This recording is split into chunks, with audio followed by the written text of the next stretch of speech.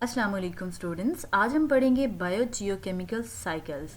Biogeochemical cycles में हम carbon cycle and nitrogen cycle देखेंगे और किस तरह जो एलिमेंट्स होते हैं, जो मटेरियल्स होते हैं between organism and environment recycled होते हैं।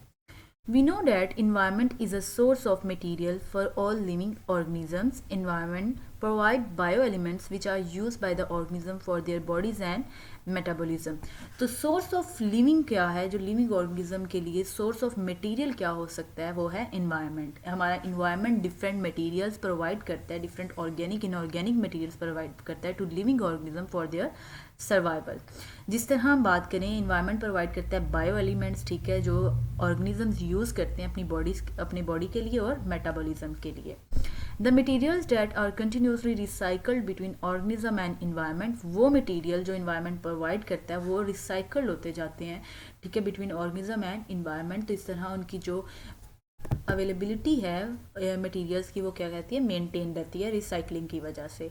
Biogeochemical cycles are the cyclic pathway through which materials move from the environment to the organism and back to the environment. तो अगर बायोजियोकेमिकल साइकिल्स की बात करें, जिसमें कार्बन साइकिल और नाइट्रोजन साइकिल हम पढ़ेंगे, तो वो क्या है, एक साइक्लिक पाथवे है जिसमें कार्बन डाइऑक्साइड या नाइट्रोजन इन्वायरमेंट से ऑर्गेनिज्म में जाती है, ऑर्गेनिज्म उनको यूज़ करते हैं अपनी एक्टिविटीज़ के लिए, अपने मेटाबॉलिज्म के लिए, और फिर वही कार्बन, वही नाइट्रोजन दोबारा इन्वायरमेंट में चली जाती है after the death of organisms, ठीक है। डिकम्पोजर्स क्या करते हैं, डिकम्पोजिशन उनकी बॉडीज़ की करते हैं, ठीक है, और वही फिर जो मटेरियल्स होते हैं, वही जो न्यूट्रिएंट्स होंगे वो दोबारा इन्वायरमेंट में शामिल हो जाएंगे।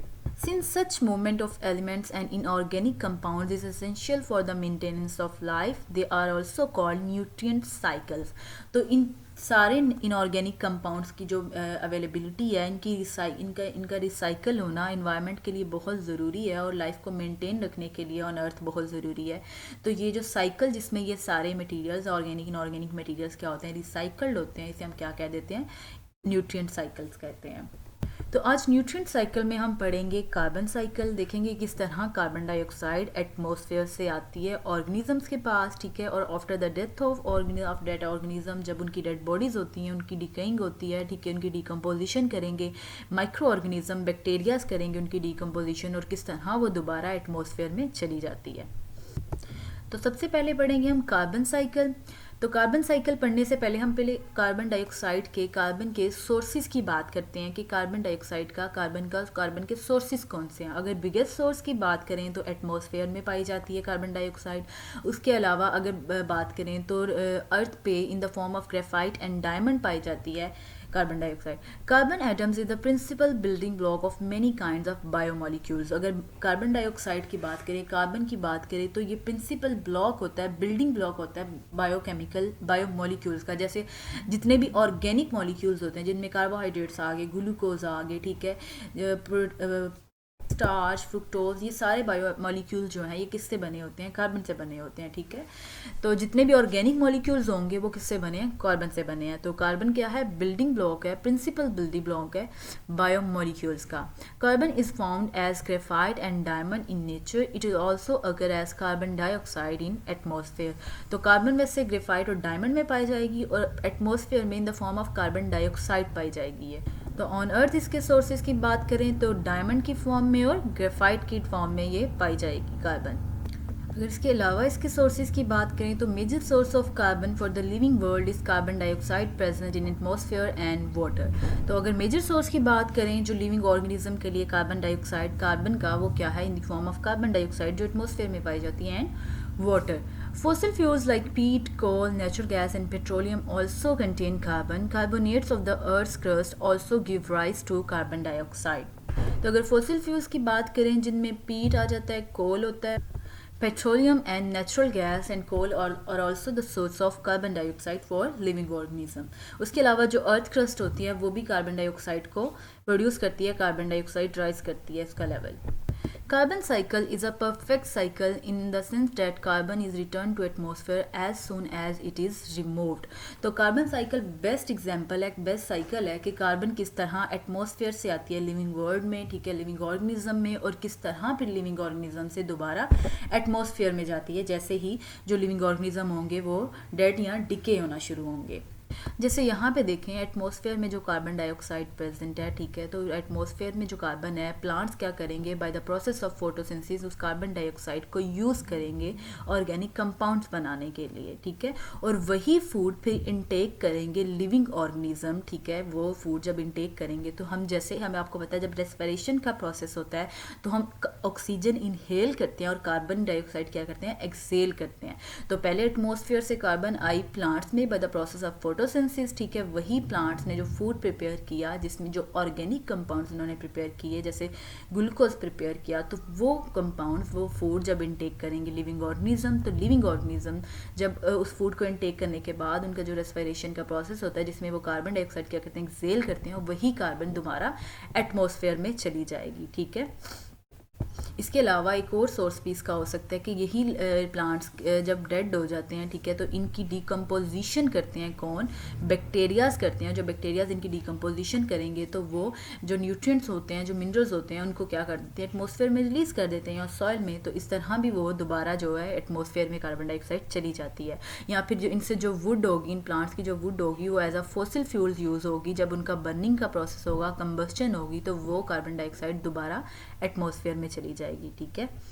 तो एक रेस्पिरेशन के प्रोसेस के थ्रू भी ये एटमॉस्फेयर में जाती है और दूसरा कंबस्टन के भी प्रोसेस के थ्रू ये एटमॉस्फेयर में जाएगी। इसके अलावा कार्बन डाइऑक्साइड जो प्लांट्स होते हैं, एक्वेटिक प्लांट्स होते हैं, ठीक है, जो इन ओशन होते हैं, सी होते हैं, वो भी जब फोटोसिंथेसिस करते हैं तो वो फूड जब जो एक्वेटिक एनिमल्स होते हैं वो इनटेक करते हैं और वो भी कार्बन डाइऑक्साइड रिलीज कर देते हैं इन वाटर। तो वाटर इस तरह एक सोर्स होता है कार्बन डाइऑक्साइड का, क्योंकि वाटर के अंदर जो एक्वेटिक प्लांट्स एक्वेटिक एनिमल्स रह रहे होते हैं वो अपनी रेस्पिरेशन में कार्बन डाइऑक्साइड रिलीज करते हैं। The major process that brings carbon from the atmosphere or water into living world is photosynthesis। तो मेजर प्रोसेस जो अभी हमने पढ़ा भी है कि फोटोसिंथेसिस है, जिससे एटमॉस्फेयर से कार्बन डाइऑक्साइड आती है लिविंग वर्ल्ड में, मीन प्लांट्स में आती है और देन ऑर्गेनिजम्स में वो पास होती है, जो लिविंग ऑर्गेनिजम्स होते हैं एनिमल्स वगैरह में। Producers take in carbon dioxide from the atmosphere and convert into organic compounds. In this way carbon becomes a part of their body of the producers. तो प्रोड्यूसर्स क्या करते हैं, फोटोसिंथेसिस का process करेंगे, एटमॉस्फेयर से carbon dioxide लेंगे, उसको organic compounds में कन्वर्ट करेंगे और देन जो ऑर्गेनिक कंपाउंड्स वो प्रिपेयर करते हैं वो प्रोड्यूसर्स की बॉडी पार्ट होते हैं, ठीक है। जैसे प्लांट्स जो होते हैं जो फूड प्रिपेयर करते हैं, जो फ्रूट बनाते हैं, वो क्या होते हैं, ऑर्गेनिक कंपाउंड्स होते हैं। This carbon enter food chain and is pass to for herbivores, carnivores and decomposer. तो वही फूड इनटेक करेंगे हर्बीवोर्स जो प्लांट ईटर्स होते हैं। हर्बीवोर्स को जब खाएंगे कार्निवोर्स, तो वो फूड जो वो एनर्जी होगी वो चली जाएगी कार्निवोर्स में, और जब कार्निवोर्स की डेथ होगी उनकी डेड बॉडीज की डिकम्पोजिशन करेंगे डीकम्पोजर्स, और वो पास कर जाएंगे डीकम्पोजर्स में और वो एटमॉस्फेयर में चले जाएंगे वापस। Carbon dioxide is release back to the environment by the respiration of producers and consumers. तो ये पॉइंट भी अभी हमने देखा कि जब रेस्पिरेशन होती है प्रोड्यूसर्स में, कंज्यूमर्स में, तो इस प्रोसेस के थ्रू भी कार्बन डाइऑक्साइड एनवायरनमेंट में जाती है। It is also release by the decomposition of organic waste and dead bodies of decomposers. Organic waste और डिकम्पोजिशन के प्रोसेस के थ्रू भी ये इन्वायरमेंट में दोबारा चली जाती है। Burning of wood and fossil fuels also add large amount of carbon dioxide in atmosphere. और देन जो वुड होती है, जो प्लांट्स हम लेते हैं, ठीक है, वो भी उसकी भी जब बर्निंग की जाती है तो उसकी बर्निंग के प्रोसेस में भी कार्बन डाइऑक्साइड रिलीज होती है एटमॉस्फेयर में। The balance of carbon cycle has been upset by human activities such as deforestation and excessive burning of fossil fuels। Atmospheric carbon का जो बैलेंस है वो अपसेट किसकी वजह से होता है, डिफॉरेस्टेशन की वजह से होता है, which is a human activity, ठीक है। जैसे ही हम डिफॉरेस्टेशन करते हैं, कटिंग डाउन ऑफ प्लांट्स करते हैं, तो क्या होता है कि प्लांट्स जो इस तरह प्लांट्स की जब कमी हो जाएगी, जब ट्रीज़ कम होंगे, डिफॉरेस्टेशन होना शुरू हो जाएगी, तो जो कार्बन डाइऑक्साइड एटमॉस्फेयर से लिविंग वर्ल्ड में आती है ड्यू टू प्लांट्स, वो क्या होना शुरू हो जाएगी, कम होना शुरू हो जाएगी, ठीक है। तो इस तरह कार्बन डाइऑक्साइड का एटमॉस्फेयर में बैलेंस क्या हो जाएगा, लिविंग वर्ल्ड में बैलेंस क्या हो जाएगा, अपसेट हो जाएगा।